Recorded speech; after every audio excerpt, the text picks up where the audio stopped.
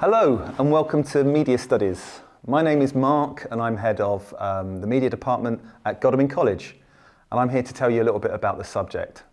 So the question I get asked most is, what is Media Studies? Well, I think the first thing to say is it's not film studies. It's very different to film studies, and lots of students, when they're trying to decide between what subject to choose between film and media, media is much more broad and much more all-encompassing. So what we do in media, we do look at film, but we only look at it from an industry and audience perspective. The other things that we look at, the other sectors of the industry, are advertising, newspapers, television, new media. We look at it from a historical perspective, a social perspective, and an industrial perspective. And the idea is to give you the confidence to be able to look at different texts from different time periods and be able to analyse them in a meaningful way. It may be that we look at an advertising campaign from the 1950s and we look at how that communicates information to audiences of the 1950s, but also look at what it means to audiences in the 2020, for example. We also look at more up-to-date texts such as Zoella and the YouTube generation.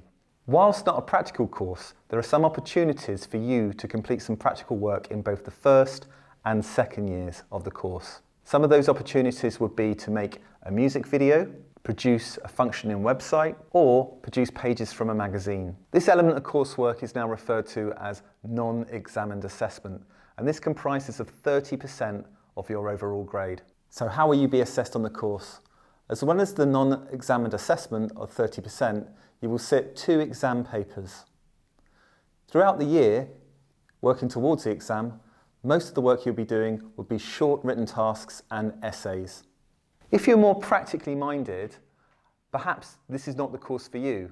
Maybe you should have a look at the video on BTEC Creative Digital Media Production, Film and Television, which is much more of a hands-on practical course.